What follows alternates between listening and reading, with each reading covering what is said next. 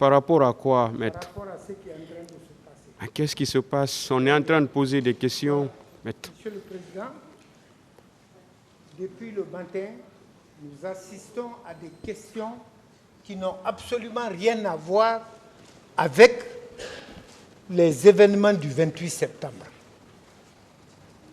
Le président Dadis qui comparaît n'est pas là pour faire le compte-rendu de la gestion de son gouvernement, de la manière dont il a pris le pouvoir, pourquoi il l'a pris, qu'est-ce qu'il n'a pas fait en tant que chef de l'État. On parle du 28 septembre. Tout ce qui n'a pas trait à ces événements-là ne doit pas lui être demandé. Il faut qu'on circonscrive les choses pour pouvoir évoluer efficacement dans ce dossier. Nous estimons qu'on perd assez de temps sur des inutilités. Inutilités utilisées dans le sens de faits ne concernant pas les événements du 28 septembre. Quand on va lui demander jusqu'à présent, est-ce qu'il peut dire quel acte de démocratie il a posé? Qu'est-ce que ça a à voir avec le 28 septembre? Rien. Absolument rien. Quand on va jusqu'à donner l'exemple des maires, je ne sais pas pour faire quoi. Alors, vraiment, circonscrivons les choses, Monsieur le Président. Nous voulons bien que la vérité éclate, mais dans ces conditions, il faut agir sur les paramètres de la vérité. Voilà. Je pense que chacun aura compris et finalement prendrait les précautions pour agir dans le sens de la question posée. Allez-y, monsieur le procureur. Merci, Monsieur le Président.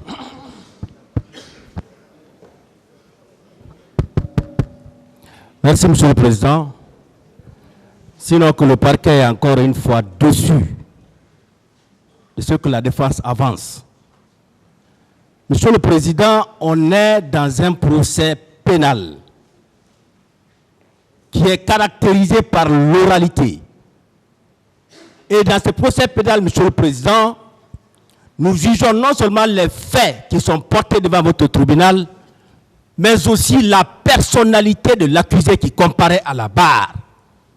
Il est tout à fait important, Monsieur le Président, pour la lanterne du tribunal, pour la compréhension du tribunal, Monsieur le Président, que nous posions les questions sur la personnalité de l'accusé qui comparaît. Qu'on comprenne comment il est venu au pouvoir. Nous sommes les représentants de la société, que cela soit compris. Quand on est là, on représente la société guinéenne. Et cette société a besoin de savoir ce qui s'est passé dans ce pays.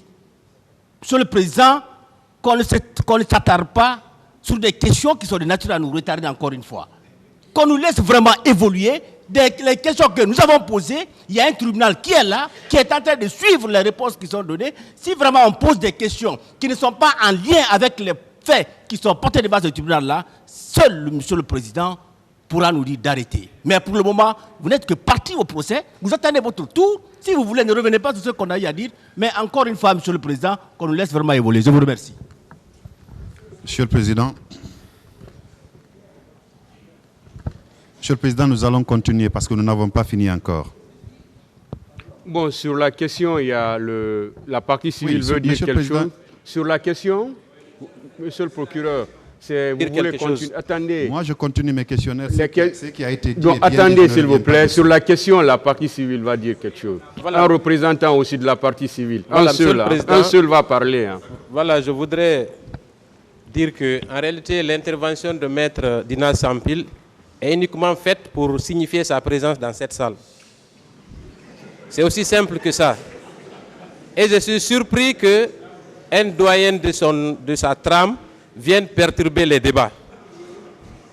Depuis ce matin, Monsieur le Président, les questions qui ont été posées ont trait d'abord sur la prise du pouvoir, sur les circonstances qui ont conduit à cet événement tragique au stade. Donc toutes les questions se rapportent sur ces faits. Donc on ne peut pas interdire à quiconque ici de poser des questions en lien sur ces faits. Je vous remercie, Monsieur le Président. Voilà, le tribunal va trancher, s'il vous plaît. Personne n'a la parole maintenant, pour qu'on puisse avancer. Le tribunal va d'abord commencer par rappeler que M. Camara n'est pas le premier accusé à comparaître à la barre de ce tribunal. Il a eu des prédécesseurs et je pense que personne ne l'a oublié. Des questions de tout genre et toute nature ont été posées ici. Des questions même avaient été posées ici sur des débits de boissons, sur la consommation d'alcool à certains accusés qui sont passés à la barre de ce tribunal. Et ça, ces questions avaient été posées par la défense même. Et il avait été interdit au tribunal en ce moment de dire même à l'accusé de ne pas répondre à des questions qui n'avaient pas trait aux faits pour lesquels il comparaissait devant ce tribunal. Aujourd'hui, on estime que les questions qui sont en train d'être posées, ce sont des questions vraiment, je ne peux pas dire la majorité, ont trait aux faits ou aux événements qui sont déroulés le 28 septembre 2009. Donc, je pense qu'il faudrait que tout le monde accepte, surtout que les conseils acceptent que leurs clients puissent répondre aux questions qui vont leur être posées à la barre de ce tribunal. C'est pourquoi à l'entame, je dis toujours les droits à l'accusé qui est devant ce tribunal. Je lui dis toujours qu'il a le droit de répondre ou de ne pas répondre. S'il veut vraiment répondre, il peut répondre par oui, par non, ou dire tout simplement « je ne veux pas répondre à cette question ». Et en ce moment, le tribunal appréciera. Mais ce n'est pas un conseil qui va venir dire qu'on est en train de nous retarder aujourd'hui. Si on est en train de retarder ce tribunal, ce n'est pas aujourd'hui, c'est depuis très longtemps. Parce que des questions sur les débits de boissons ont été posées ici. Est-ce que vous buvez de la bière? Toutes ces questions-là ont été posées ici par la défense. Et en ce moment, le tribunal ne pouvait même pas arrêter des questions. Donc, il faut qu'on continue. Il faut accepter qu'on continue, s'il vous plaît. Accepter qu'on continue. Les questions, ce sont les parties, ce sont les conseils, les parties, le ministère public qui pose les questions. Vous-même recensez ces questions. Si vous voulez aider vraiment le tribunal, recensez ces questions, que ces questions ne viennent pas. Que ces questions ne viennent pas. S'il vous plaît. Voilà. Pour une fois, acceptons qu'on avance.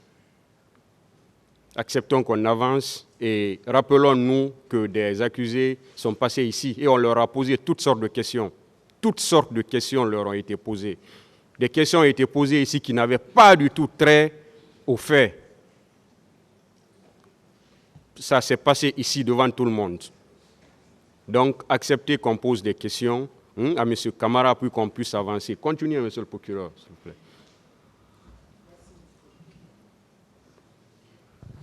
Merci, Monsieur le Président. Monsieur Moussa Dadis Camara.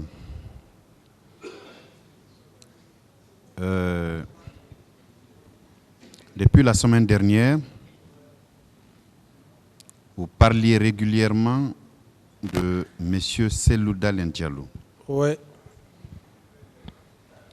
Aujourd'hui, peu avant la suspension, oui, vous avez eu à dire que vous aviez mis tout en œuvre pour que les leaders politiques qui étaient blessés soient pris en charge au niveau de nos structures hospitalières ici, oui, et que vous avez œuvré pour ceux qui voulaient se rendre à l'étranger pour des soins plus appropriés, qu'ils s'y rendent. N'est-ce pas? Oui. Bien. Sauf que ça n'a pas été facile pour ce monsieur que vous appelez érudit, parce qu'il a été entendu devant le pool des juges d'instruction. Je n'ai pas compris cette partie. J'ai dit sauf que ça n'a pas été facile. La sortie de monsieur Mamadou Cellou Dalein Diallo n'a pas été facile. Et par rapport à la prise en charge? Par rapport à une prise en charge hospitalière à partir de l'étranger. Non, non, je n'ai pas parlé de l'étranger, monsieur le président. J'ai parlé de la clinique Pasteur ici, et j'ai été clair, j'ai dit, j'ai donné le feu vert, à l'époque, ceux qui ont jugé nécessaire d'aller se traiter à l'extérieur, ils étaient libres d'aller se traiter à l'extérieur pour des soins intensifs. Donc, je n'ai pas parlé pour les soins intensifs de l'extérieur. J'ai parlé de Je n'en ai pas parlé non plus. Vous ne m'avez pas compris. Je reviens. Je dis, puisque vous parliez de M. Mamadou Cellou Dalein Diallo. Ce n'était même pas le seul. J'ai ajouté les autres leaders. Vous me suivez, M. Camara? Suivez, essayez de comprendre ce qu'il est en train de dire. Vous avez dit que sur place ici, ils ont eu droit à des soins sur vos instructions.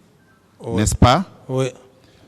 Et vous avez rajouté que ceux qui ont eu la volonté de se rendre à l'étranger, vous avez donné des instructions pour qu'ils s'y rendent.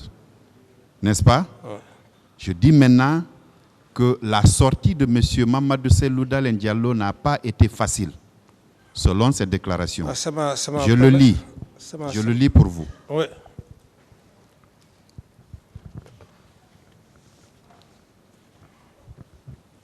Il dit, mardi dans la nuit, le président Wade m'a appelé pour me faire part de son intention d'envoyer un avion pour m'évacuer à Dakar. Je l'ai informé que des dispositions sont prises pour me recevoir en France et que je préfère plutôt aller à Paris. Une réservation est faite pour moi sur le vol d'Air France du mardi 30 septembre. Ce jour-là, vers 16 h, j'ai appris de plusieurs sources que les autorités du CNDD n'étaient pas disposées à me laisser sortir. Effectivement, lorsque j'ai envoyé à l'aéroport Dr Marega pour faire les formalités, mon passeport et mon billet furent confisqués et il lui fut notifié que je n'étais pas autorisé à quitter le territoire national. Le Conseil interreligieux saisi par l'ambassadeur de France à Conakry, d'un côté, et le président Wade et Saïd Djounit, représentant du secrétaire général des Nations Unies en Afrique de l'Ouest, de l'autre, réussiront plus tard dans la nuit à convaincre le président du CNDD à me laisser sortir le lendemain pour des soins.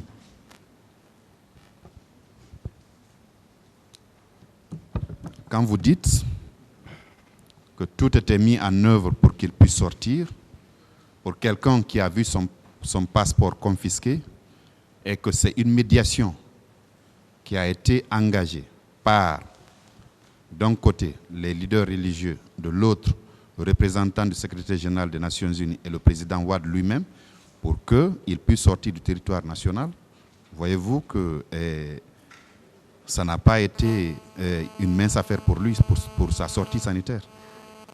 Oui, monsieur le procureur, vous-même voyez la moralité de monsieur Cellou Dalein, sa moralité est claire. S'il aurait dit quelque part que malgré tout, le président du CNDD, le capitaine Moussa Dadis Camara, a refusé que je parte pour mes soins, on aurait vu tout de suite ma mauvaise foi. Monsieur Camara. Je vais dire, monsieur le procureur, oui. Je vais dire quoi? Et j'ai bien précisé. Je n'ai pas parlé des religieux, j'ai bien précisé. Je dis, après des soins, je suis rentré en contact avec des religieux. Et c'est les mêmes religieux qui m'ont fait comprendre que M. Cellou Dalein doit aller se traiter. Et c'est ce que j'ai fait, c'est ce que vous venez de dire. Non. Donc, il n'y a pratiquement aucune contradiction par rapport à ma probité morale. Peut-être ce qui s'est passé où certains ou d'autres autorités ne voulaient pas, je ne rentre pas dans les détails, ça revient à dire toujours. Le même doute que j'ai eu, monsieur le procureur, le même doute que j'ai eu, j'ai demandé au colonel Tebro de prendre les leaders politiques du camp Samori, les envoyer à la clinique Pasteur. Ça suppose que C'est de la bonne volonté et c'est ce qui fut fait. C'est sûr, d'après lui, Oui. vos instructions, vous, autorité du CNDD, que son passeport a été confisqué. C'est une médiation qui a été mise en place pour que son passeport lui soit restitué afin qu'il puisse voyager. Je suis d'accord avec vous, monsieur le procureur. Je veux juste vous dire... Je n'ai pas fini. Ouais. Voyez-vous, contrairement à ce que vous dites, lui, il n'a pas eu vraiment, en premier lieu, il n'a pas eu... il n'a pas pu accomplir ses formalités pour aller se faire soigner. Quand il a envoyé quelqu'un pour les formalités, son passeport a été confisqué sur instruction des autorités du CNDD. C'est vous qui étiez à la tête de cette structure-là. Ensuite, quand la médiation a été entreprise, vous avez ordonné in fine qu'il aille se faire soigner. J'ai juste voulu faire un parallèle entre ce que vous disiez la semaine dernière et aujourd'hui matin et ce qui a été la réalité sur le terrain. Monsieur le Président. Et par la même occasion aussi, ce n'est pas une question, M. Camara. Monsieur le Président, c'est par ici que nous terminons momentanément et nous vous remercions.